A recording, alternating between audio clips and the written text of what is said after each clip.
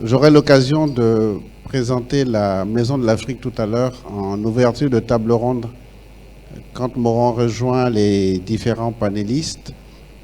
Moi, je suis effectivement Youssouf Kamara. Je viens de Paris pour assister à cet événement que moi je considère d'une ampleur importante lorsque des intelligences africaines, européennes se mettent ensemble pour réfléchir à la ville africaine de demain. Il va sans dire que toutes les forces économiques doivent pouvoir les soutenir. Donc moi, je voudrais encourager tous les organisateurs de cette édition de Mecca Africa de persister dans leurs événements et de le renouveler en s'ouvrant à des écosystèmes avec lesquels ils sont souvent en parallèle, notamment les entreprises, ce qui m'amène à introduire le sujet de cette table ronde qui est quelle collaboration possible entre les entreprises, donc le monde de l'entreprise et sa question de rentabilité à court terme, à moyen et à long terme, et l'écosystème des Fab Labs. Donc je vais appeler les différents panélistes que je vais inviter à s'installer autour du siège central pour pouvoir démarrer. En premier, je voudrais appeler Madame Sandra Ayayi, chef du service appui aux entreprises à la Chambre de commerce et d'industrie du Bénin. Sous vos ovations.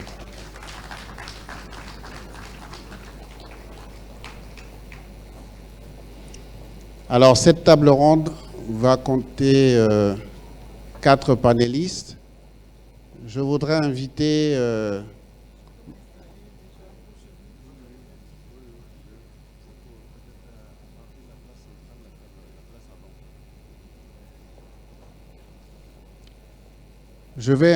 honneur aux dames, la deuxième dame de la table ronde, Madame Franca Sorna, fondatrice et directrice générale d'Alliance Action Afrique. Chère Franca, je vais vous inviter à vous installer de l'autre côté pour créer un équilibre autour du modérateur. Et je vais inviter maintenant M. Mauril Smith, qui est le président d'une multiplication de sociétés de promotion immobilière au Bénin, en Côte d'Ivoire, en Guinée, au Gabon, que je suis heureux de voir à cette table ronde pour nous partager l'expérience du terrain.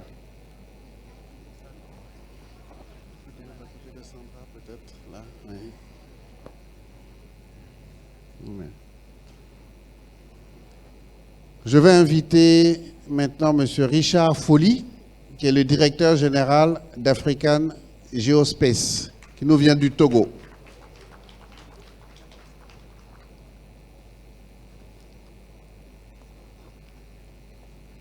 Monsieur Sonnet, tout à fait.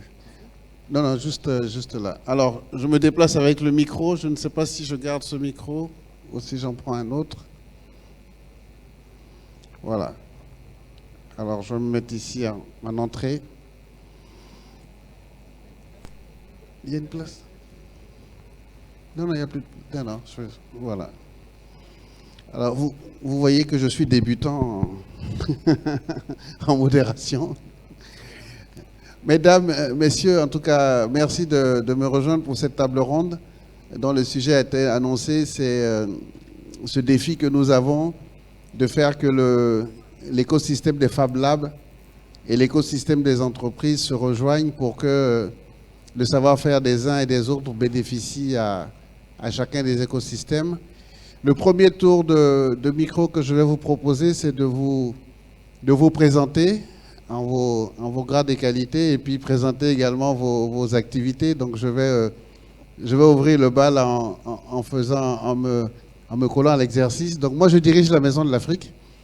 La Maison de l'Afrique est une société anonyme qui a été créée en 1974 à Paris, qui a plusieurs singularités, puisqu'elle a été créée sous l'impulsion de 3 chefs d'État, Léopold Sédar Senghor, Félix Houphouët-Boigny et Georges Pompidou, qui ont voulu, dans ces années 70, doter l'Afrique d'un véhicule de promotion de l'économie, de la culture et de l'art des pays africains à partir de Paris. Donc voilà une entreprise qui a un actionnariat panafricain, puisque ses actions appartiennent à 11 pays, 10 pays africains et la France.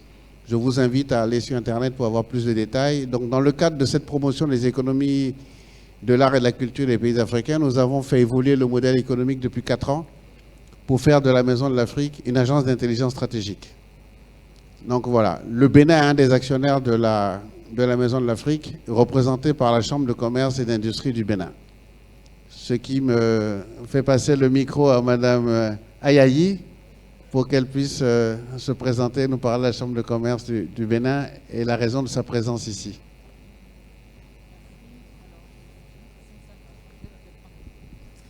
Merci, Monsieur Camara. Bonjour à tous. Alors, moi, je suis Sandra Ayayi. Je représente effectivement la Chambre de commerce et d'industrie du Bénin. Je suis responsable du service appui aux entreprises. Donc, la Chambre de commerce et d'industrie du Bénin, sa principale mission, c'est vraiment d'être au service des entreprises, d'être à l'écoute, d'être connecté aux entreprises. Donc, c'est la raison de notre présence ici. Et tout à l'heure, on pourra en dire plus si vous voulez bien. Merci. Merci. Moi, c'est Maurice Smith. Je suis promoteur immobilier, fondateur de la société G-Site Bénin SA, dont les projets les plus visibles à ce jour sont la cité G-Site Bethel de Ouedo et la cité de Révier.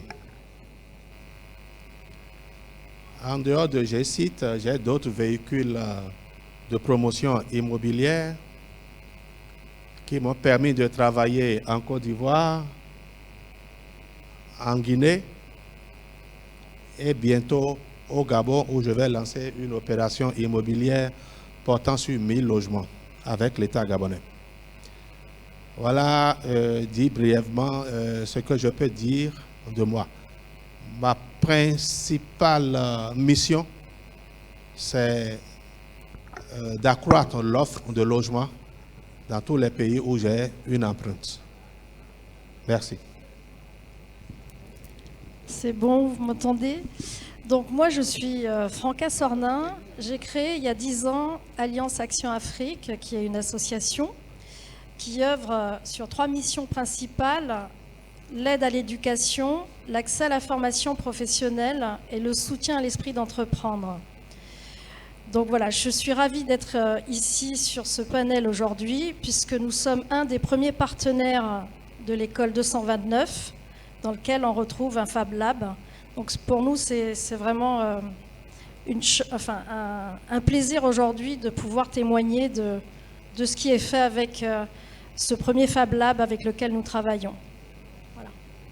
Merci. Bonjour à tous. Je m'appelle Richard Folly, je viens du Togo et je suis directeur d'une entreprise qui s'appelle African Geospace. Notre mission, basiquement, c'est de démocratiser l'accès aux technologies géospatiales pour faciliter la prise de décision basée sur les données. Et nous aidons beaucoup à mitiguer les risques de catastrophes naturelles. Donc, ça fait qu'on a travaillé sur des projets en lien avec le barrage hydroélectrique de Nangbeto pour prévenir les risques avant même que les crues, avant même que les eaux ne débordent. Et plus récemment, on a travaillé sur un projet de recensement d'infrastructures socio-économiques au Togo qui a permis de créer 2 géoportails utilisés actuellement pour les prises de décision au niveau national.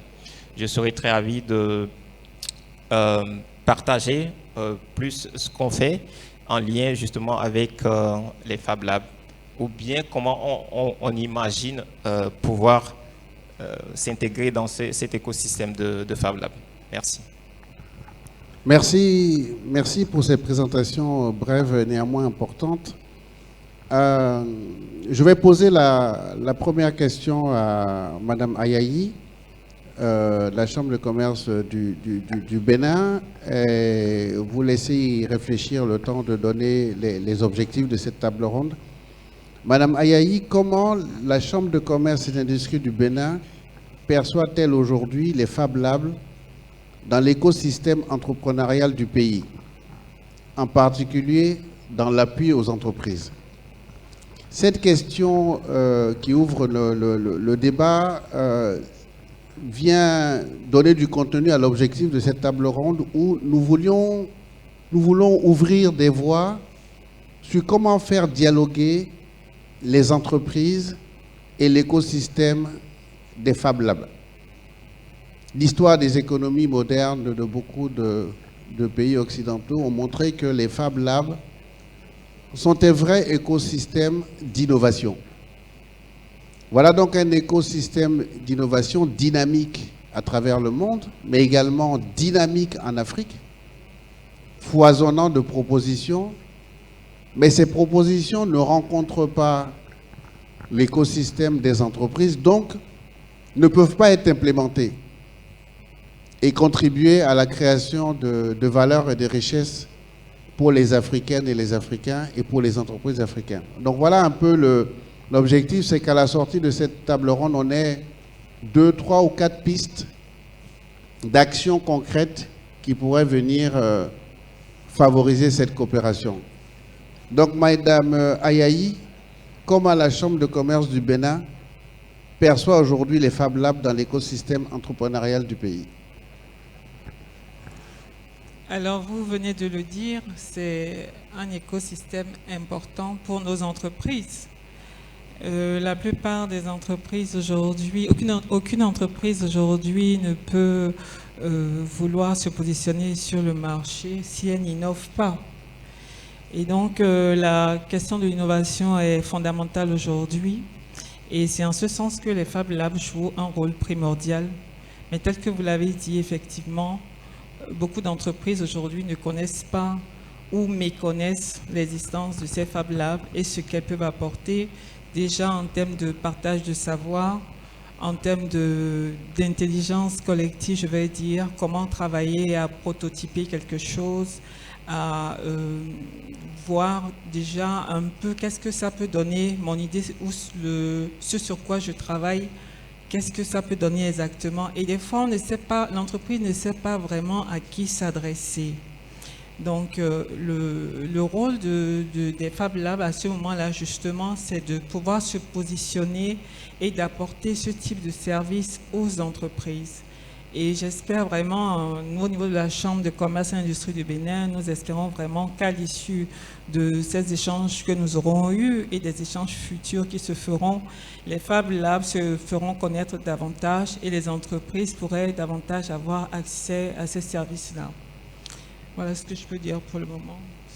Merci, Madame Ayayi. Monsieur Smith, vous qui êtes un opérateur économique important dans la construction ici au Bénin et partout en Afrique, de votre point de vue, qu'est-ce qui manque comme élément ou quels pourraient être des éléments qui permettraient une collaboration plus efficiente, plus effective entre les Fab Labs et des entreprises, ou par exemple même une entreprise comme la vôtre, les entreprises comme les vôtres? Merci beaucoup, monsieur le modérateur. Je vais commencer par dire par quelle heureuse circonstance je suis présent dans cette activité. Fab Lab, je n'en ai jamais entendu parler. Mais dans ma recherche pour le développement de mes activités, dans la recherche de nouvelles technologies pour pouvoir digitaliser la construction, depuis à peu près 6 mois, je parle avec M. Youssouf, qui est le modérateur et qui dirige la Maison de l'Afrique et qui a dans son écosystème un certain nombre d'inventeurs de solutions digitales. Et j'ai rendu visite à Youssouf au cours du mois de septembre et j'ai rencontré également des fabricants de technologies. Et c'est là-bas qu'on me dit qu'il y a une organisation qui porte sur la construction des cités et qui porte sur les questions de technologie au Bénin. Donc, dès que je suis rentré, je me suis inscrit en ligne pour pouvoir participer à cet événement-là. C'est pour dire que la première chose, il faut que Fab Lab se fasse connaître. on ne connaît pas. Et ce qu'on ne connaît pas, on ne peut pas aider la chose à évoluer. Cette structure a beaucoup à apporter aux entreprises. Mais si elle ne s'approche pas des entreprises qui sont capables de consommer ces innovations, qui peuvent devenir des applicateurs des solutions mises en œuvre par Fab Lab ou par les partenaires de Fab Lab, il n'y aura pas beaucoup d'évolution. Le problème chez nous, en Afrique et notamment au Bénin, ce n'est pas pour autant le manque de créativité ou d'initiatives nouvelles. Mais quand les chercheurs ont cherché et ont fini par trouver et ont remis ensemble dans un écosystème comme celui de Fab Lab, comment faire pour que les solutions mises en œuvre quittent maintenant le laboratoire pour aller dans le marché de consommation. Et c'est là-bas que doit intervenir l'entrepreneur. Mais ce ne serait pas bien de ne contacter l'entrepreneur qu'en fin de process. Il faut que l'entrepreneur soit au début du process pour dire, de son point de vue, ce qui est prévu, comment l'améliorer. Et moi, je vais partager une petite expérience avec vous. Aujourd'hui, nous, au Bénin, nous utilisons la technologie de la terre stabilisée, le BTCS, qui est une technologie de briques fabriquée avec une machine qui a été mise en place par l'Afrique du Sud à la fin de l'apartheid. Et la société qui a mis cette technologie en place s'appelle Hydraform. Depuis ce temps-là, depuis plus de 30 ans, Hydraform existe. Mais dans notre zone, ici, c'est comme si Hydraform n'a jamais existé. Il a fallu que la GCIT prenne le challenge de dire nous allons promouvoir cette technologie, qu'on investisse dans l'acquisition des machines et qu'on déroule la technologie sous la forme de cité. Sinon, cela n'existait que pour des micro-projets. C'est nous qui en avons fait le développement pour montrer au monde qu'on peut faire toute une cité avec cette technologie et qu'il y a des avantages énormes en termes écologiques, en termes d'isolation phonique, beaucoup d'avantages sociaux, etc., création d'emplois et tout le reste. Et cela a permis à Hydraform de se faire connaître davantage et de plus en plus de vendre de nouvelles machines. Et c'est ce modèle-là que j'aurais proposé à Fab Lab pour intéresser les entreprises. Sinon, l'initiative de Fab Lab, de mon point de vue, je le disais tout à l'heure, semble dépasser Fab Lab parce que c'est les États qui devraient porter de pareilles initiatives. Je ne sais pas si Fab Lab a réellement les moyens pour transporter ces inventions au marché, c'est-à-dire sur la table du consommateur, si Fab Lab n'est pas aidé par nos États. Il faut que nos États viennent dans cette institution pour jouer leur partition. En tant qu'observateur de la vie de l'entreprise au Bénin, la première question que je pose à Fab Lab, je ne suis pas là pour poser des questions, c'est pour répondre à des préoccupations, mais je veux savoir où est-ce que Fab Lab se situe par rapport au Smart City. C'est les problématiques qu'il faut régler. Smart City existe ici. Fab Lab est-il en concurrence avec Smart City? Smart City a une vision portée par l'État. C'est une vision de l'État béninois. Et c'est une belle vision. Où est-ce que Fab Lab se situe à côté de cette vision? Voilà les préoccupations que Fab Lab doit régler pour pouvoir, disons, entraîner les entreprises, surtout les entreprises qui aiment les innovations, vers les choses qui sont mises en place. Merci, M. Smith. Cette réponse est très concrète et imagée et voilà, invite vraiment à imaginer une vraie coopération. Madame Sorna, je voulais savoir, à travers votre association qui a maintenant une décennie d'actions très concrètes dans le leadership du développement des jeunes, femmes et hommes, est-ce que l'existence d'un Fab Lab au sein de l'école 229 a motivé votre choix de ce partenariat? Alors, je vais répondre oui, parce que ce qui était intéressant au niveau de l'école, qui se présentait comme l'école de la deuxième chance, c'était cette possibilité aussi pour le jeune de faire en apprenant. Et ça, c'est vachement intéressant. On passe de la théorie à la pratique, et la pratique adaptée à du monde économique. C'est ce que j'avais évoqué avec Médard quand je l'ai rencontré en 2019. En 2021, il a décidé de créer l'école 229. Et en 2021, on a soutenu la première promotion par la mise en place d'un système de parrainage, c'est-à-dire qu'on a été sourcé des entreprises en France qui avaient des besoins, qui souhaitaient accompagner un jeune dans l'accès à la formation et de façon très opérationnelle.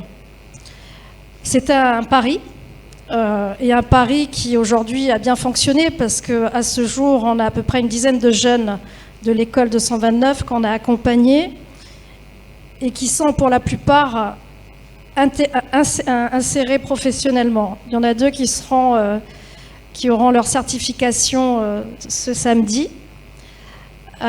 Donc voilà, je répondrai oui par l'affirmative parce que c'est vrai que c'est très intéressant aussi pour un jeune de pouvoir bénéficier en fait d'un labo pratique. Ils vont tester opérationnellement leurs projets aussi. Donc ça, je trouve que c'est une façon innovante aujourd'hui d'apprendre. Et apprendre aussi en faisant des erreurs et en acceptant de faire des erreurs parce que c'est comme ça qu'on apprend de ses erreurs et qu'on évolue. Donc voilà, je ne sais pas si j'ai répondu à votre question. Si, et j'ai envie de prolonger un peu avec vous sur la même veine. Selon vous, en quoi les Fab Labs peuvent-ils être des partenaires pertinents pour les entreprises dans une logique d'impact social ou territorial, pour faire le lien avec les propos de votre voisin tout à l'heure? Moi, je pense que c'est ce qui manque du reste, c'est ce que essaye de développer Médard. Je pense que toutes les entreprises ont un intérêt, si elles n'ont pas la possibilité d'avoir un Fab Lab en interne, eh ben, le Fab Lab créé par Blolab est une réponse. Donc, je pense que tout le monde a y trouvé son compte. C'est une pertinence pour une entreprise. Parce qu'elle ne prend pas un risque énorme. Elle ne va pas investir dans des moyens, parce que les moyens, ils sont à disposition du Fab Lab. Pour autant, je mets un bémol là-dessus, si on veut que le Fab Lab perdure, il a besoin de moyens aussi. Donc moi, je pense que les entreprises doivent aussi mettre la main dans la poche pour que les Fab Labs puissent aussi répondre à leurs besoins. Ce n'est pas qu'au Fab Lab de tout supporter ou de façon étatique à tout supporter. Les entreprises doivent aussi contribuer. C'est mon point de vue, voilà, et ça ça n'engage que moi. Très bien, ça nous engage. Je partage complètement votre avis. Monsieur Folly, pour un entrepreneur tech africain, que représentent aujourd'hui les Fab Labs? Est-ce un lieu de prototypage, d'expérimentation, un gadget ou un complément encore méconnu? Merci pour la question. Tout de suite, ce qui me vient en tête, c'est que c'est tout ça à la fois. C'est tout ça à la fois parce que je pense vraiment que les Fab Labs sont un carrefour d'innovation, mais aussi un vivier de talent où les entreprises, qu'elles soient privées ou publiques, peuvent aller se confronter à la créativité de la jeunesse. Je me souviens, j'avais déjà travaillé dans un espace un peu comme Blolab, et la moyenne d'âge, c'était, pas la moyenne, mais je veux dire, le plus jeune avait moins de 15 ans.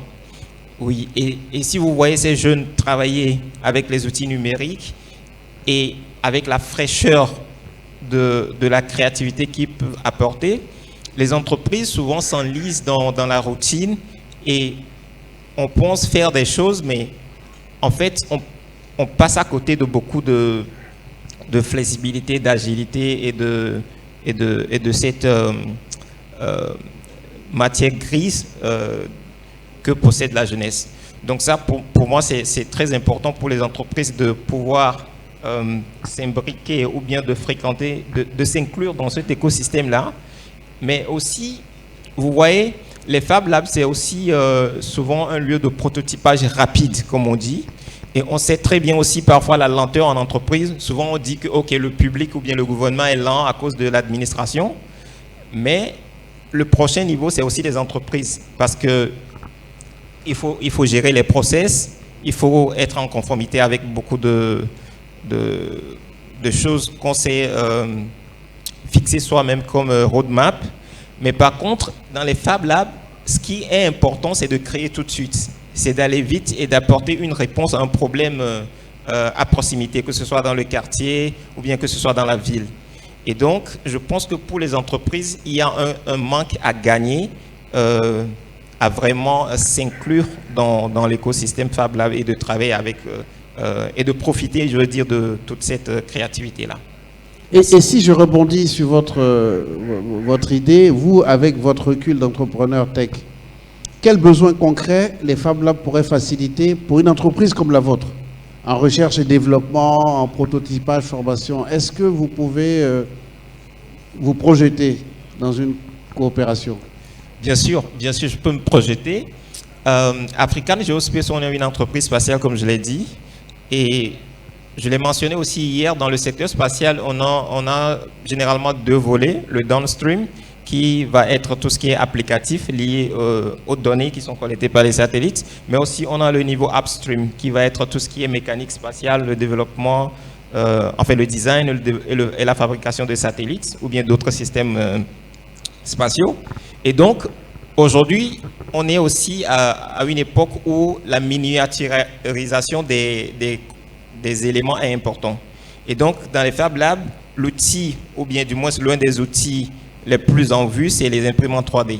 Et donc, on peut utiliser, par exemple, les imprimantes 3D dans notre secteur pour imprimer des parties de satellites ou bien carrément toute la monture de satellites.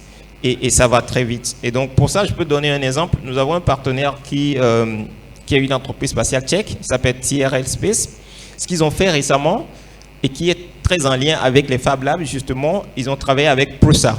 Prusa, c'est l'un des leaders mondiaux de construction des imprimantes 3D.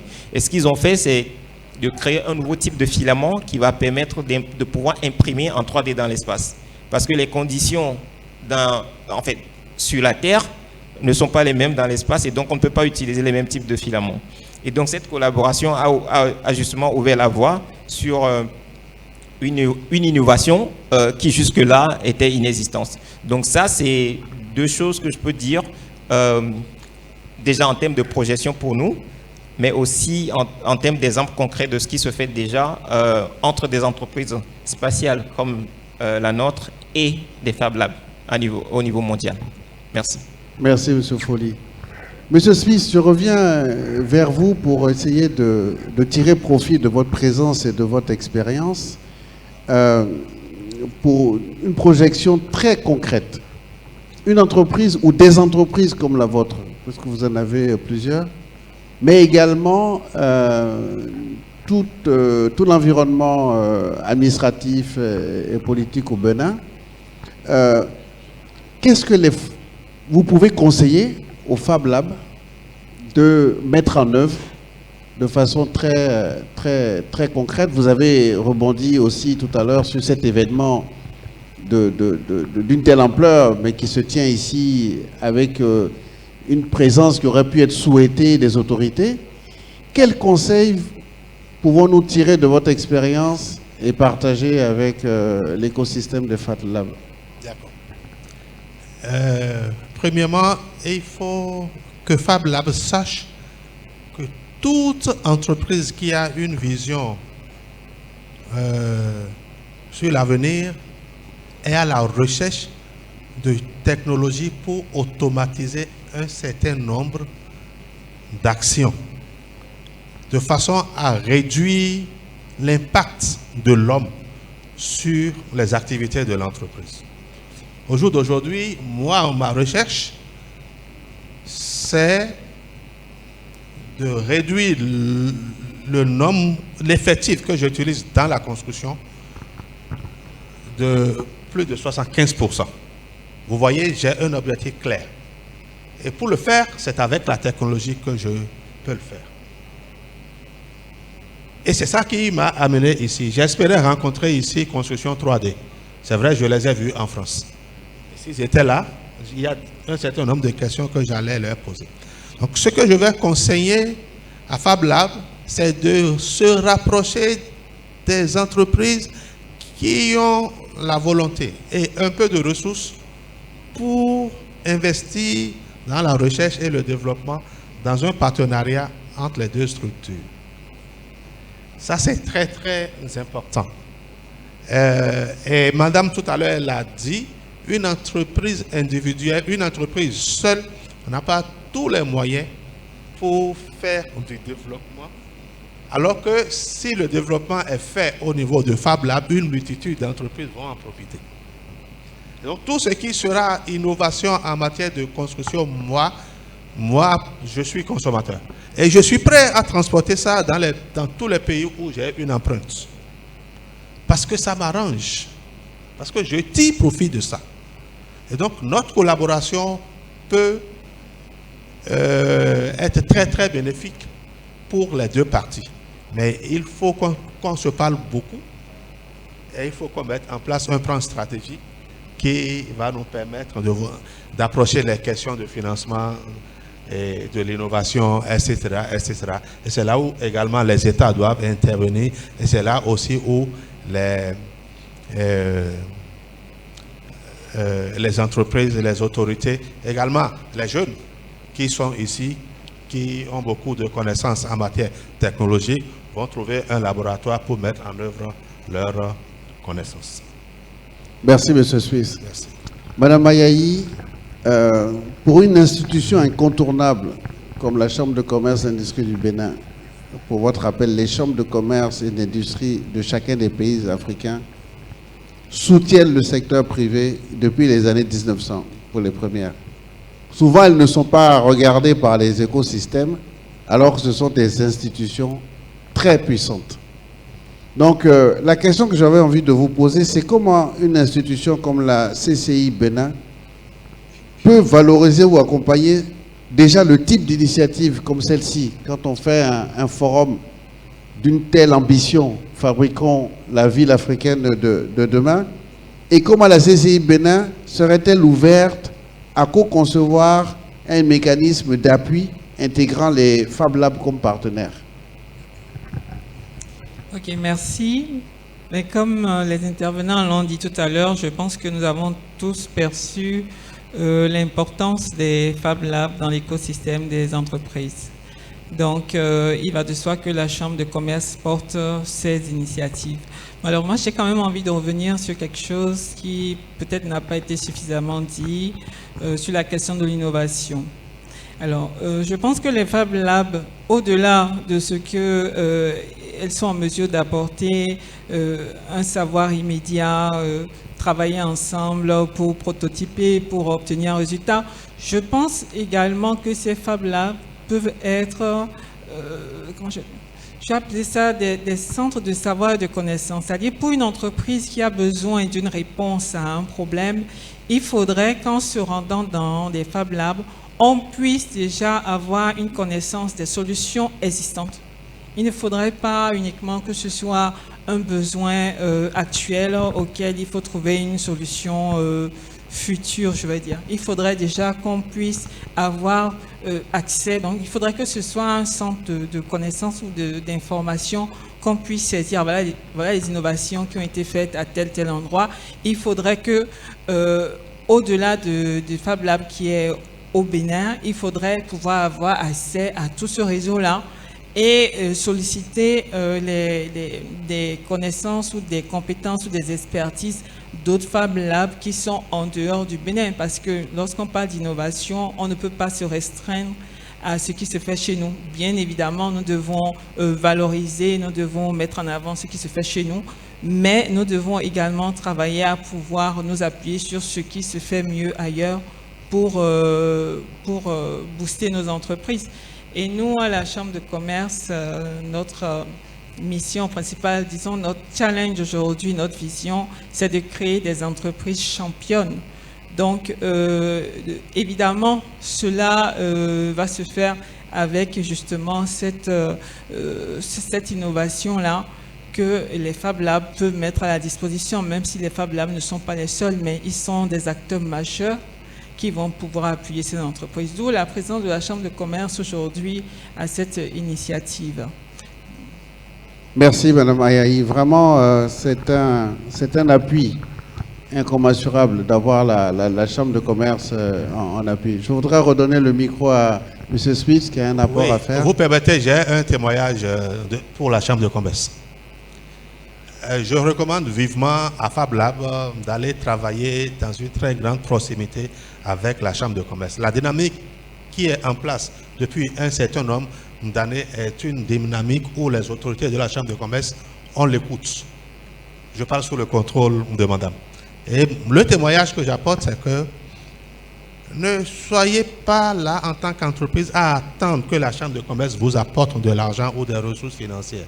Mais elle peut vous apporter beaucoup plus que l'argent. Il n'y a pas que l'argent. Et je voudrais rendre témoignage ici, remercier les dirigeants actuels de la Chambre de commerce, parce que nous, à GCIT, nous avons bénéficié d'un accompagnement de la Chambre de commerce. Et cet accompagnement-là, c'est pour nous permettre de nous normaliser. C'est un exemple. Nous sommes rentrés dans le processus de la normalisation, mais nous avons été appuyés par la Chambre de commerce. Ce n'est pas de l'argent, mais ça vaut plus que l'argent. Je rends hommage, madame sait de quoi je parle, et je félicite la Chambre de commerce. Et ça, c'est des choses comme ça que Fab Lab peut essayer de créer un écosystème avec la Chambre pour que cet appui-là aille envers les bénéficiaires des innovations de la Chambre. Merci de cet apport très, très, très concret.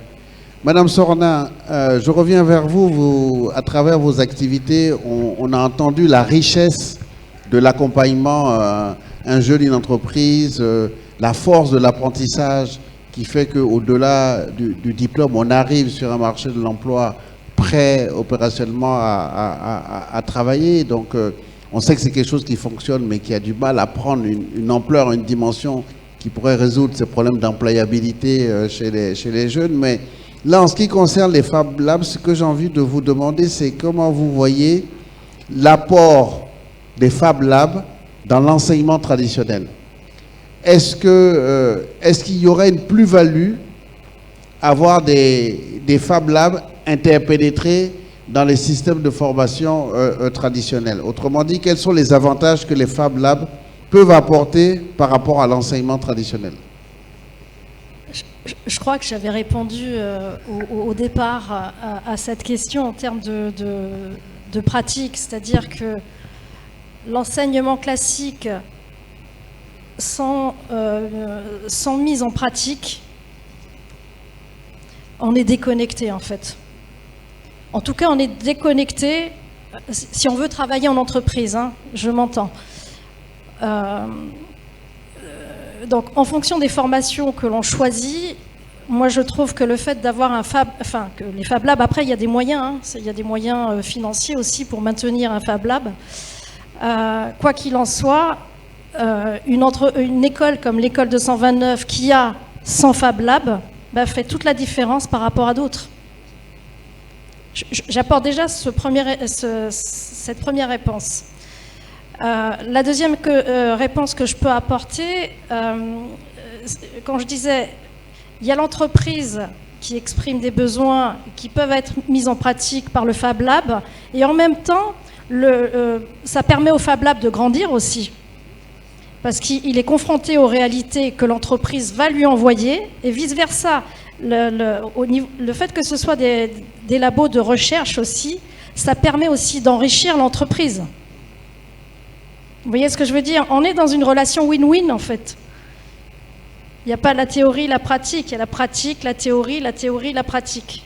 Enfin, moi, je suis convaincue de ça et je pense que en France, on a développé un système d'alternance d'apprentissage et c'est ça qui fonctionne. Ce qui fonctionne, c'est le jeune, il est opérationnel en fait. Il est formé et en même temps, il apprend. Alors, je sors un peu du cadre, mais je pense que c'est une réponse aussi qui peut être apportée à la question que vous m'avez posée. Sentez-vous libre de sortir du cadre pour nous éclairer. Alors, tant que vous avez le micro, vous êtes donc en France, à Lyon, vous coopérez depuis 10 ans avec l'Afrique, essentiellement le Bénin. Selon vous, quels leviers de coopération Afrique-Europe peuvent être activés pour soutenir ce type de partenariat dans lequel vous êtes depuis une décennie maintenant? Alors, moi, j'interviens depuis 10 ans, effectivement. J'ai une bonne... maintenant, au Bénin, donc je commence à avoir une bonne connaissance aussi du Bénin. Je connais l'écosystème français, notamment lyonnais, l'écosystème, les entreprises. Je viens du monde de l'entreprise. Je travaille avec la CPME, H7 et d'autres institutions économiques à Lyon. Et donc, pour répondre à votre question, en 2026, on va organiser les 10 ans d'Alliance Action Afrique à Lyon, qui mettront en évidence cette coopération internationale, basée sur la mise en avant des succès. Parce que souvent, on ne fait pas parce qu'on ne sait pas. Et quand on voit que ça marche, bah, ça peut donner, on dit, tiens, ça fonctionne, donc j'ai envie d'essayer aussi. C'est pas grave d'être suiveur, hein. On peut pas avoir que des leaders. Donc ça, c'est aussi une autre question que je vous apporte en termes de coopération. Voilà, c'est le partage des bonnes pratiques. Et je pense que Médard est le plus à même de répondre là-dessus. En tout cas, lui, il a créé le premier Fab Lab au Bénin. Il est dans un réseau de Fab Lab au niveau de l'Afrique de l'Ouest, mais aussi en France. Je ne me trompe pas, Médard? Ok. Donc voilà, la coopération, elle existe. Je pense que ce qui manque aujourd'hui, c'est cette visibilité. Je ne pense pas on parlait tout à l'heure des Fab Labs, de se faire connaître auprès des CCI ou auprès d'autres instances. Je pense que Médard l'a fait. Peut-être qu'il n'a pas fait comme il fallait que ça se fasse. Mais aujourd'hui, je pense que cette table ronde va lui permettre d'avoir de la visibilité pour qu'on puisse mieux comprendre ce qu'il fait, pour que les institutions puissent comprendre ce qu'il fait et peut-être promouvoir le dispositif. Je ne sais pas si j'ai répondu. Ah si, vous avez complètement répondu et vous interpelliez Médard à juste titre. Oui, je confirme que les Fab Labs sont un réseau international puissant. D'ailleurs, ici à Cotonou est représentée l'association des Fab Labs français. Le nom du représentant m'échappe, que j'ai croisé tout à l'heure. Donc, c'est aussi ce que disait Madame Ayayi tout à l'heure. Quand on approche cet écosystème des Fab Labs, on approche une innovation mondiale. Mais qui doit aussi, comme le dit M. Smith, doivent trouver... Vous n'avez rien fait à partir du moment où il n'y a pas de coopération. Tout ce que vous avez fait avant en termes de communication, de courrier, de rencontres, en tout cas d'un esprit de dirigeant d'entreprise comme moi, orienté résultat, à partir du moment où il n'y a pas la coopération, en fait, vous n'avez rien fait. Donc, c'est pas à justifier qu'on a tel événement, on a écrit, on ne nous a pas répondu, etc. Tant qu'il n'y a pas résultat de coopération, il n'y a pas efficacité d'action, il faut partir du principe qu'on a encore du boulot. Donc les Fab Labs ont encore beaucoup de travail, et c'est pour ça que cette table ronde multidisciplinaire va essayer de poser quelques pistes d'amélioration de cette coopération. Monsieur Folly, je voudrais maintenant faire appel à votre point de vue d'entrepreneur, puisqu'on est sur cette question de conditions à réunir pour une collaboration efficace avec les Fab Labs, et on connaît votre esprit pragmatique. Voilà, quelques conseils, et après votre intervention, je ferai circuler le micro à tous les panélistes pour un mot de la fin, avant qu'on prenne les questions en ligne. Monsieur Folly. Merci beaucoup. Je pense que pour moi, la condition la plus importante, c'est l'ouverture. L'ouverture au niveau déjà des entreprises, pour comprendre qu'il y a un manque à gagner à se frotter à la créativité jeune et aussi à se challenger soi-même pour sortir des sentiers battus. Mais aussi apporter cette culture de business, si je peux dire, entre griffes dans les Fab Labs. Et ça va aller sur le deuxième aspect de l'ouverture, qui est l'ouverture au niveau des Fab Labs. De comprendre que c'est vrai, c'est bien de prototyper, c'est bien d'aller vite, c'est bien de créer, mais il faut aussi parfois penser à un business model derrière pour soutenir l'action. Et donc, cette capacité, les entreprises peuvent l'apporter. Et donc, en rapprochant ces deux stratégies, on va trouver un juste milieu qui n'est pas d'un côté une organisation, je veux dire une entreprise qui est très commerciale, ce qui peut être parfois un peu frustrant. Et de l'autre côté, on a une organisation, notamment le Fab Lab, qui, tout en possédant des innovations et de la créativité, ou bien, oui, voilà, de la créativité, se retrouve à court de ressources parfois parce qu'il n'y a pas un business model. Et pour finir, je pense que le secteur public aussi doit s'ouvrir à cette demande. Déjà, on a un représentant de la Chambre du commerce. Ça veut dire que déjà le secteur public, je dis l'État est ouvert vers les entreprises.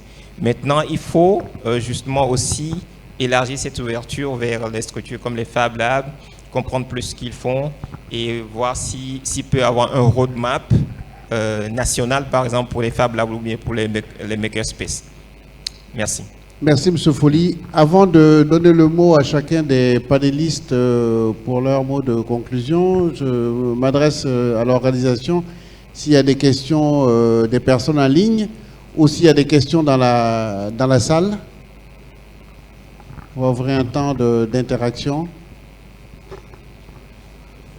Il y a une question à gauche, là, le monsieur. Bonjour. Donc, je vous propose de vous lever, de vous présenter et de poser votre question. Merci. Bonjour, je me présente, je m'appelle Modungom, je suis le cofondateur de Fab Lab au Sénégal. Donc là, je voulais juste poser par rapport... On ne vous entend pas très bien. Vous pouvez monter un peu le son, s'il vous plaît, pour ne pas passer à côté de votre question. Oui. Allez-y, ou parlez plus fort. Oui, bonjour tout le monde. Je m'appelle Mohamed Ngom, je suis le cofondateur de Fab Lab au Sénégal. Donc, je répondais juste par rapport à Madame, la directrice des chambres de commerce. Donc, juste en vous disant que, donc, comme l'a dit, que, bon, je pense que c'est le modérateur qui l'a dit, que les Fab Labs doivent se rapprocher peut-être des chambres de commerce. Mais là aussi, il faudrait juste un petit éclaircissement.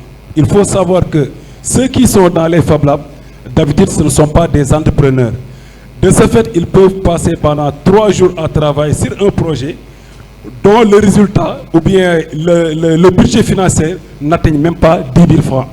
Donc, leur souci, leur objectif, d'habitude, c'est la création, c'est de développer des solutions pour le partager avec la population. Donc nous, en tout cas, ce qu'on a vu, nous, dans notre Fab Lab, nous avons eu à travailler, exemple, avec des personnes qui travaillent sur la maroquinerie. Et les entreprises qui travaillent sur la maroquinerie sont accompagnées par les chambres de commerce. Ceux qui travaillent sur la bijouterie sont accompagnés par les chambres de commerce. Les femmes transformatrices de produits sont accompagnées par les chambres de commerce. Et pourtant, à ce niveau, il y a beaucoup de connexions à se faire. Nous avons eu à travailler avec les artisans de Ngaï. Ceux qui connaissent un peu le Sénégal savent que c'est la pôle économique qui tourne autour du cuir, tout ce qui est maroquinerie. Donc, l'objectif de ces Fab Labs, c'est quoi? Donc, de permettre à ces artisans, à ces entrepreneurs, de travailler d'abord sur la précision et la vitesse.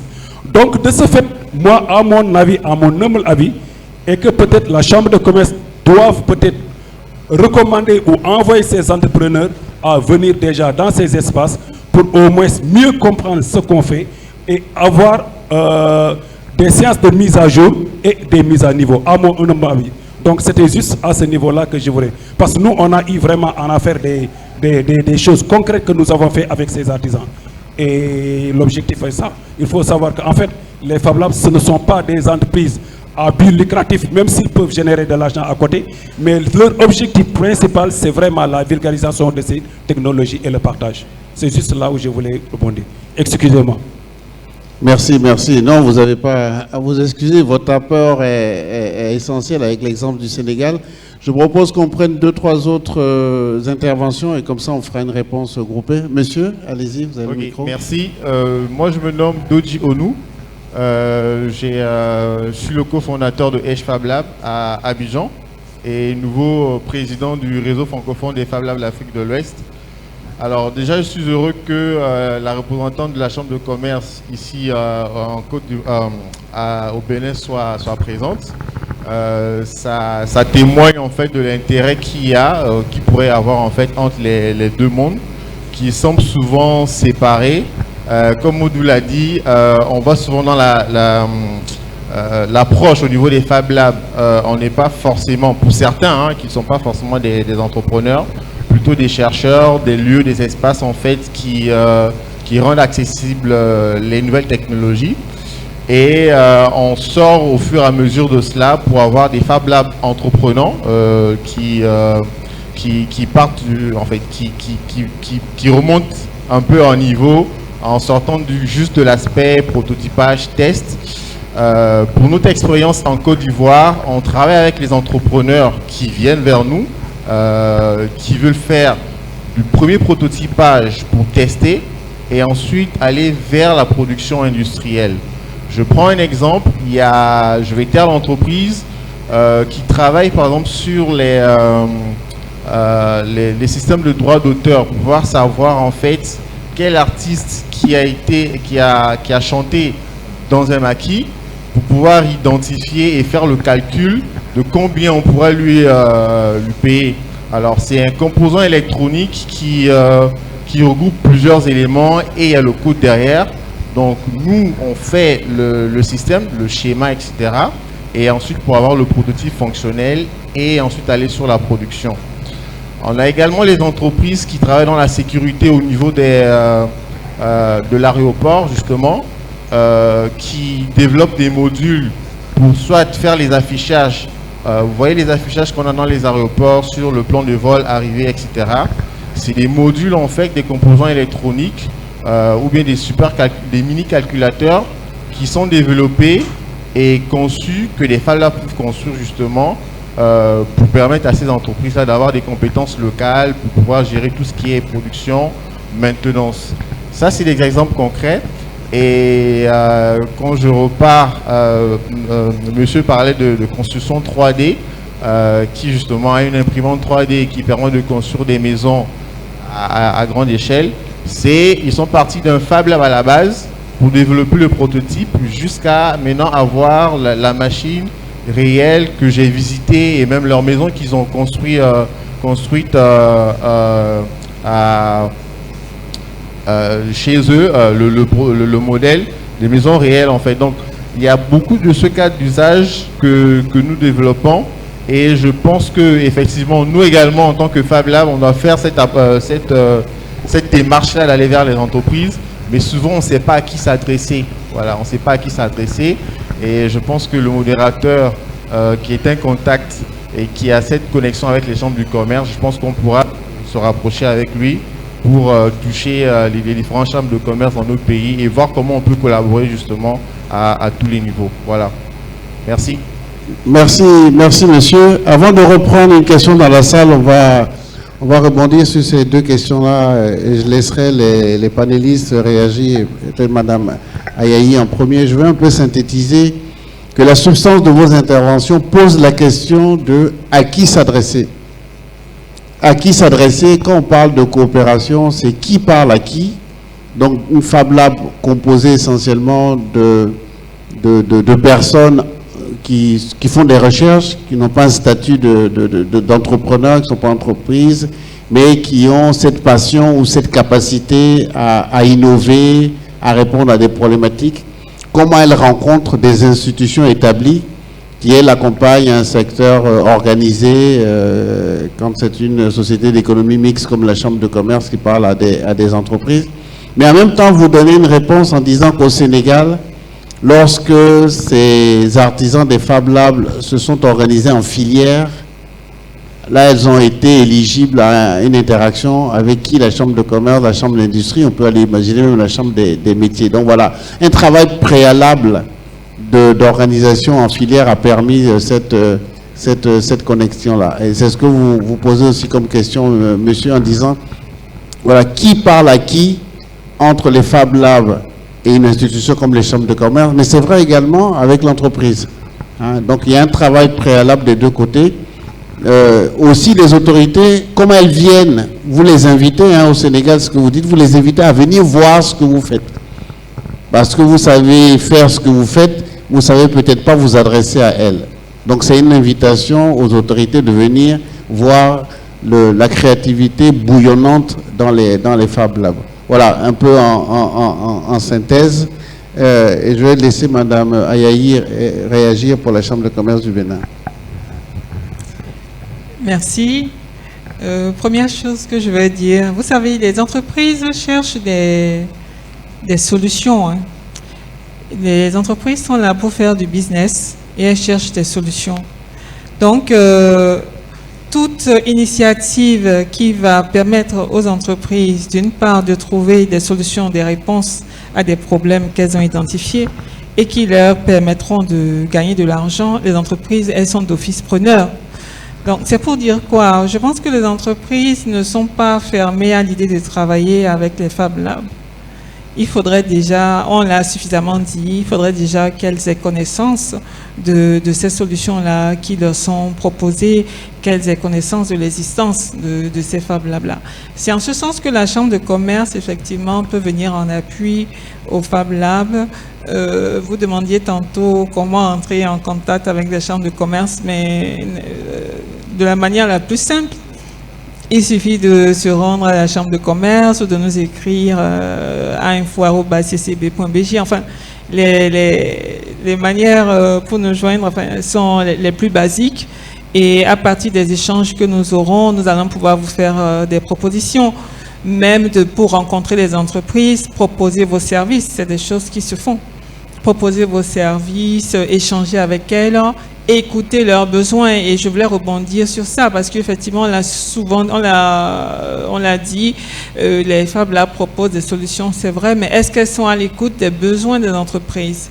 Il ne suffit pas d'innover pour vouloir vendre une innovation. Est-ce qu'elle répond à un besoin? Et est-ce qu'elle répond à un besoin qu'on peut monnayer? Est-ce que c'est quelque chose qu'on peut acheter, gagner de l'argent avec? C'est à cela que l'entreprise est vraiment sensible, vous voyez. Donc, moi, je vais les inviter encore une fois à se rapprocher de nous ou à aller passer par les canaux digitaux. Hein. La Chambre de commerce est en ligne, elle est en présentiel, elle est devant vous. Donc, voilà, et rappeler encore une fois notre disponibilité pour échanger, accueillir, orienter les Fab Labs. Voilà. Merci, Mme Ayayi.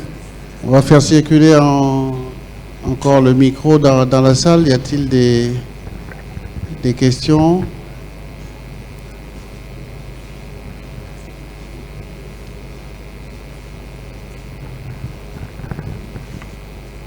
Bonsoir. Madame, bonsoir.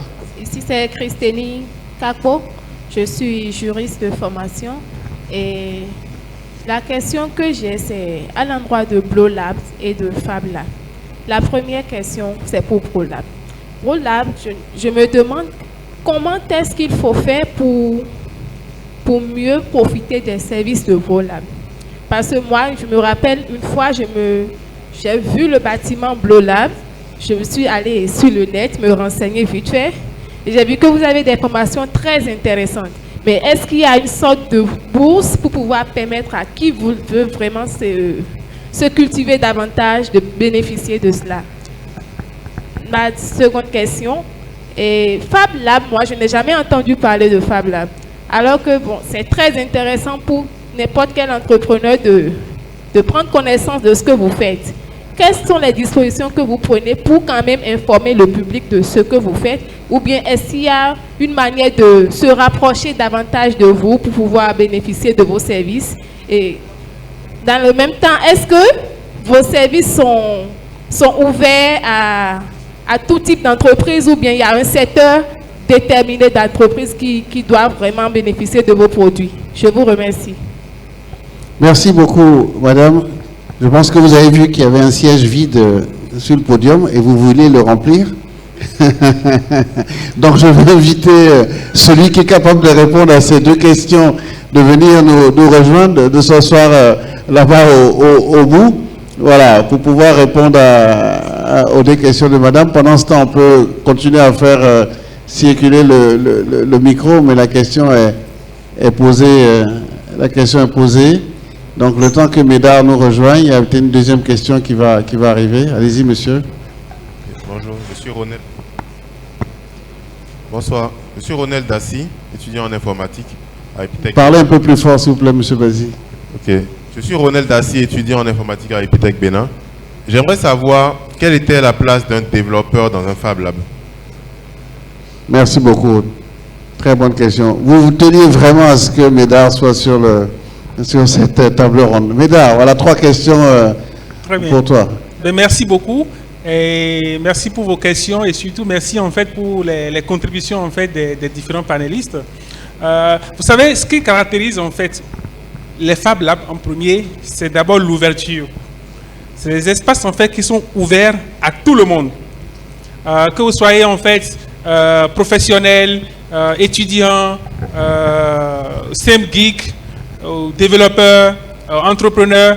La première des caractéristiques, c'est l'ouverture, c'est-à-dire rendre disponibles les outils et les différentes machines que nous avons pour permettre justement à toutes ces personnes qui viennent vers nous de monter en compétences, de pouvoir prototyper leurs projets et de contribuer en fait à co-construire des solutions qui répondent en fait aux problématiques locales, donc des problématiques concrètes auxquelles la communauté, auxquelles les entreprises en fait sont confrontées. Donc c'est essentiellement ça notre mission, donc l'ouverture. Donc vous avez effectivement des programmes de formation donc, qui se développent. On a certains Fab Labs aussi qui essaient de se spécialiser, donc qui ont des domaines d'intervention en fait pointus, par exemple autour de l'agriculture, par exemple autour de la santé ou autour de l'éducation, etc. Donc, c'est des espaces qui sont vraiment très ouverts, c'est la première chose. Et après ça, effectivement, on développe des programmes de formation. Par exemple, à Blow Lab, à Cotonou, nous faisons régulièrement, par exemple, des ateliers autour des technologies, par exemple l'impression 3D, tout ce qui est découpe laser, découpe vinyle, les objets connectés, etc. Donc, on accompagne la montée en compétences. Et on a parfois même ces ateliers où souvent sont gratuits, ouverts. Parce que l'idée derrière, c'est de démocratiser, c'est de démystifier, c'est de montrer que la chose est faisable. Et après, maintenant, on a justement des packages plus importants qui demandent à ce que vous payiez avant de pouvoir accéder à ces formations. Donc, voilà un peu globalement comment on fonctionne. Mais ce qui est intéressant, en fait, par exemple, chez nous, mais aussi certains Fab Labs se sont rapprochés de nous pour effectivement voir comment déployer également ce modèle chez eux. C'est que nous avons mis en place, en fait, une offre un peu structurante dédiée à de la formation, mais de la formation en fait alternative. Donc c'est ce que nous faisons avec l'école 229, Franca en parlait tout à l'heure, où l'idée c'est d'accompagner ces personnes qui viennent vers nous. Mais aujourd'hui, ce qui est aussi intéressant dans les Fab Labs, c'est que nous avons aussi de plus en plus des jeunes en griffe qui sont abandonnés sur le carreau. Ce sont des personnes en fait en situation de vulnérabilité, des jeunes décrocheurs en fait qui ont besoin juste de la connaissance pour pouvoir en fait sourire. Donc ce que nous faisons, c'est qu'on développe des programmes vraiment très structurants qui partent du développement d'applications à tous ces autres sujets qui sont beaucoup plus pointus. Donc voilà, et ce qu'il faut juste faire, c'est de vous déplacer, où que vous soyez, pour les personnes même qui nous suivent, quel que soit le pays dans lequel ils sont, il y a toujours dans votre zone, quelque part dans votre ville, un Fab Lab vers lequel vous pouvez aller, comprendre ce qui se fait, comprendre les projets qui se font et surtout voir comment est-ce que cet espace peut vous aider à monter en compétences et à avancer en fait dans votre formation. Donc voilà, et peut-être aussi la question justement du lien avec les entreprises. Je pense que c'est une question très sensible. Et tous les Fab Labs ici sont d'accord que aujourd'hui, dans la construction, la reconstruction de notre modèle économique, on met désormais l'accent en fait sur le lien avec les entreprises. C'est pour ça en fait on remercie en fait Madame Ayayi justement pour sa présence, la présidente de la CCI Bénin, parce que pour nous, pour aller vers ça, il faut aussi passer par les fêtières. Et on sait aujourd'hui qu'on ne peut pas se passer d'une fêtière comme la CCI, en tout cas dans l'écosystème dans lequel nous sommes. Et c'est pourquoi d'ailleurs, on les invite justement à ces genres d'activités pour qu'ils viennent voir, ils viennent comprendre. Parce que s'ils n'ont pas l'information, malheureusement, ils ne peuvent rien faire pour nous. Et donc, c'est pourquoi on les invite pour qu'ils viennent, ils comprennent, ils échangent avec nous, ils viennent même dans nos espaces. Donc, on invitait d'ailleurs Mme Ayayi à venir, à se déplacer, à venir à Blow Lab pour voir et constater réellement ce qui se fait. Parce que, vous savez, le Fab Lab, comme je le dis, on ne peut pas en parler, quoi, théoriquement. Il faut que vous vous déplaciez, que vous venez voir ce qui se fait sur les projets autour de ce qu'on peut faire par exemple des entreprises qui sont dans le secteur de l'agro-business. C'est un vrai pan aujourd'hui pour nous. Comment les accompagner dans ce qu'ils font en termes de packaging, en termes même de process tout court d'innovation. Aujourd'hui, on peut apporter une plus-value. Quand je prends le secteur, par exemple, de l'immobilier ou tout ce qui est construction, vous avez démontré tout à l'heure, M. Smith, tout ce qui peut se faire dans le secteur. La santé, comment on peut contribuer, par exemple, à les machines que nous avons à fabriquer du matériel de santé, à contribuer même à produire des machines ou à contribuer en fait à réparer les machines qui existent. Donc aujourd'hui, c'est un grand pan. Quand je prends le secteur de l'éducation, on peut en parler jusqu'à demain, ce que les femmes là peuvent faire en la matière. Donc, je pense que l'idée, c'est effectivement de montrer que nous sommes des outils sur lesquels on peut miser. Nous sommes des outils de développement à part entière. Aujourd'hui, le lobbying, c'est que l'État comprenne, je dirais que les États comprennent, et que les fêtières des entreprises comprennent, que les entreprises elles-mêmes comprennent et qu'elles viennent vers nous justement pour pouvoir arriver à avancer. Et peut-être pour finir, hein, très rapidement, on a fait une expérience avec une entreprise dont je tais le nom, qui en pleine crise sanitaire a fait un projet, voilà, et elle a même reçu dans le temps du financement des banques, etc. Et le projet, c'était juste de fabriquer des dispositifs de distribution automatique de gel. On a vu ça dans plein de pays, hein, les Fab Labs ont fait plein de choses, mais c'était une entreprise à part entière. Et elle avait développé vraiment un modèle vraiment assez pointu autour de ça. Et pour fabriquer ce dispositif, il lui faut à un moment donné dans la machine une pompe qui va pouvoir en fait pomper le gel et pouvoir le distribuer en fait automatiquement. Elle est allée en France, elle a pu trouver une boîte qui allait l'aider à le faire. Mais derrière, c'est que il faut bien le coût de transport allait lui revenir très cher. Donc elle cherchait localement et elle s'est rapprochée de nous. Elle a entendu parler de nous, elle a dit voilà mon problème. Je ne sais pas comment faire. Est-ce que vous pouvez nous aider à le faire? On a fait on a modélisé, on a fait un premier prototype qu'on a testé avec des défauts, on a refait, on a retesté, mais finalement jusqu'à avoir quelque chose avec des matériaux qu'on utilise en Fab Lab, et on lui a fabriqué plus de 1500 pompes et qui marchaient tous. Et elle n'a pas cru jusque-là que c'est localement qu'on a produit ce dispositif pour une entreprise qui a développé un modèle économique pertinent autour. Donc, il faut se déplacer, venir vers nous, parce que notre process se repose d'abord sur de l'agilité. Et cette agilité, on n'a pas souvent ça en entreprise. C'est pourquoi les entreprises doivent nous prendre comme plutôt des antichambres vers lesquelles elles viennent pour qu'on les aide à prototyper, à tester, à reprototyper, à retester, jusqu'à avoir quelque chose qui tient. Ce n'est qu'en Fab Lab qu'on peut le faire. L'entreprise aujourd'hui n'a pas cette agilité et je pense qu'elle a tout intérêt à venir vers nous, comprendre ce qui se fait et développer en fait du relationnel et pour qu'on travaille vraiment sur des projets R&D qui peuvent les aider en fait à pouvoir créer de la valeur ajoutée. Voilà un peu. Merci Médard. Je vous propose maintenant il y a une question, on va prendre deux dernières questions dans la salle. Deux dernières questions et ensuite on fera un tour de micro pour conclure, pour pas trop tirer sur le temps. Ok, Madame. Merci monsieur.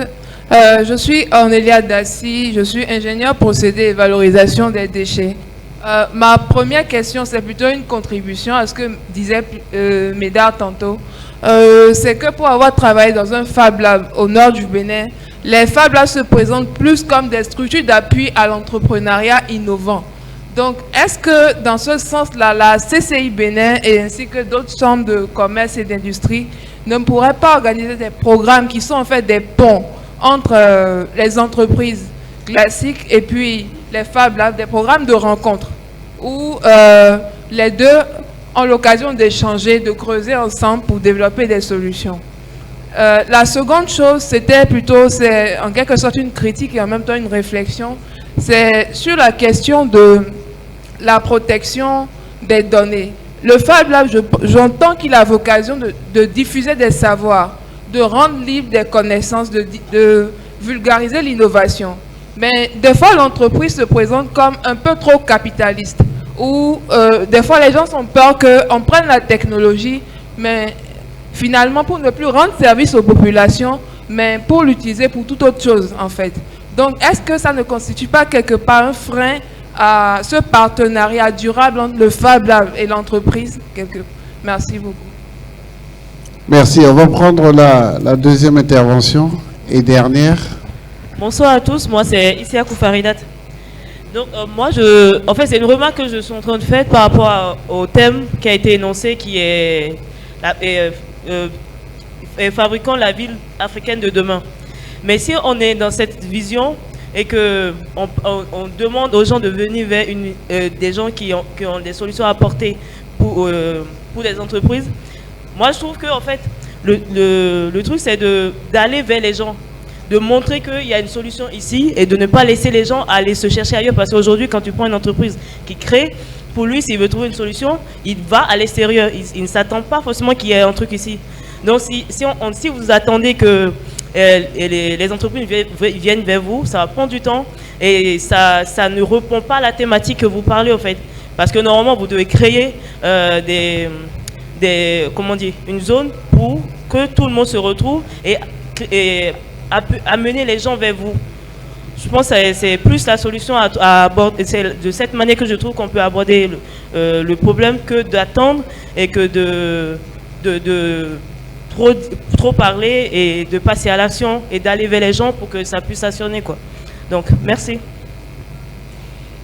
Merci beaucoup. Donc, Bédard, je pense qu'une partie des questions s'adresse à vous et ensuite on fera un tour de micro pour le mot de conclusion. Merci.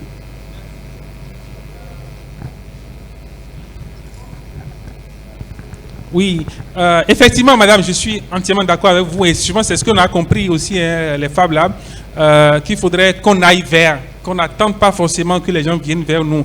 Et malheureusement, la plupart des Fab Labs, nous sommes très nuls en fait en communication. Et aujourd'hui, on est tous d'accord pour ça. Et c'est pourquoi s'il y a des spécialistes en matière qui veulent nous aider en fait à mieux communiquer, ben tant mieux pour nous.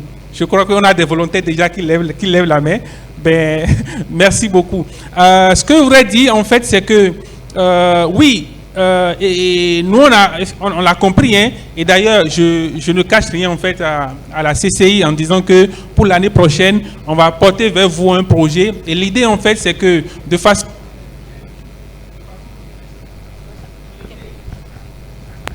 Donc, l'idée, effectivement...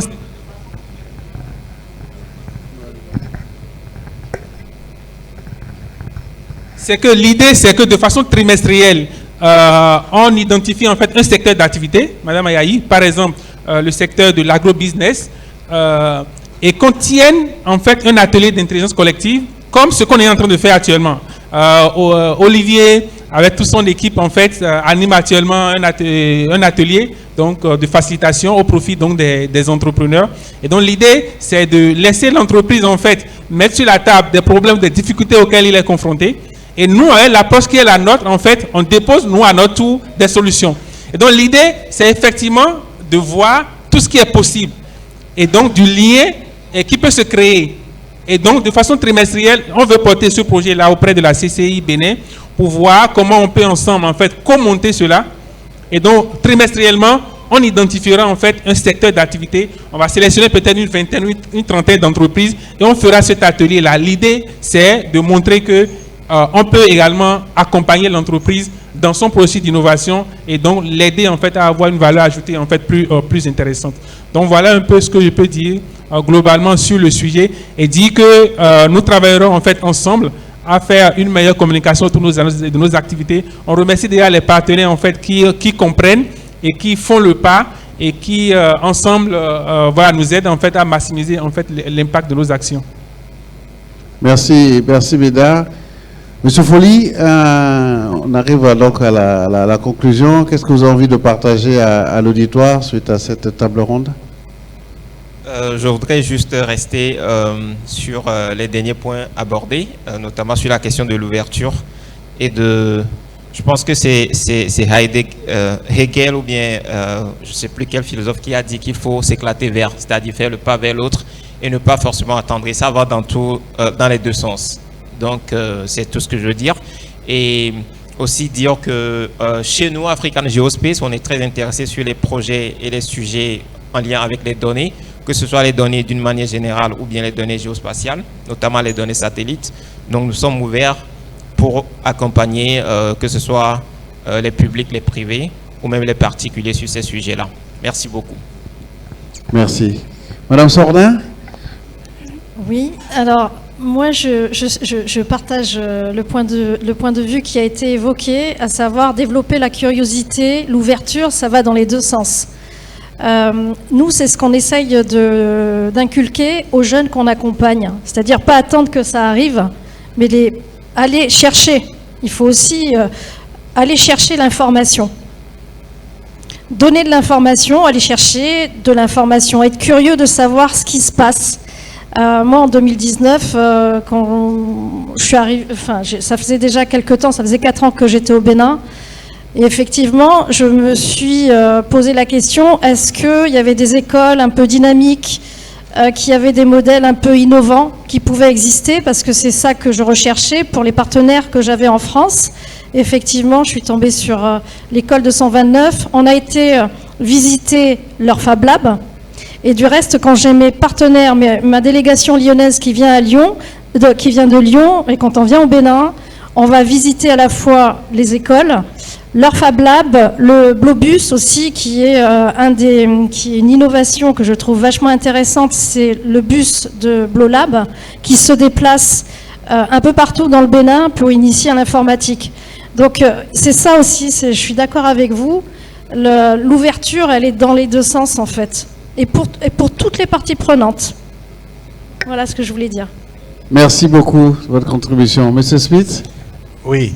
Avant mon mot de fin, je voudrais répondre à la dame qui a parlé de protection de données. Au jour d'aujourd'hui, on ne peut plus entrevoir un contrat sans prévoir des clauses de protection de données. C'est devenu un élément très, très important. Et donc, il y a aussi le NDA qu'il faut signer pour protéger les données. Et ça, si quelqu'un sort du cadre de la protection, vous pouvez porter plainte valablement contre cette personne-là. Et la protection des données, c'est également une préoccupation des autorités de chaque pays. Au Bénin, c'est l'ARCEP. Vous ne pouvez pas sortir du cadre réglementaire qui est prévu. Et donc, c'est très important d'avoir cela à l'œil. Moi, je voudrais faire une recommandation à Fab Lab. Vu que nous parlons, disons, de la maison de demain, lorsque nous parlons d'innovation, on ne demande pas à Fab Lab d'aller créer quelque chose. On n'invente pas la roue. Ce dont on parle existe ailleurs depuis 20 ans, 30 ans. C'est parce que ce n'est pas encore venu vers nous que c'est nouveau pour nous. D'accord? C'est parce que ce n'est pas encore venu vers nous que c'est nouveau pour nous. Mais en amenant chez nous, intégrer l'aspect endogène. Comment on intègre nos matières locales dans la mise en œuvre de l'innovation. Et de ce point de vue, je voudrais recommander à Fab Lab de jeter un regard favorable sur la maison connectée. Ça, ce n'est pas une innovation d'aujourd'hui, mais ce n'est pas encore répandu. Et regardez comment le faire en intégrant le savoir local et en utilisant des éléments, des outils qui sont mis en place chez nous ici. Il y a un gros marché par rapport à ça. Et si vous aviez un chantier de ce genre, je suis prêt à ce qu'on en parle. Merci. Merci beaucoup, M. Smith.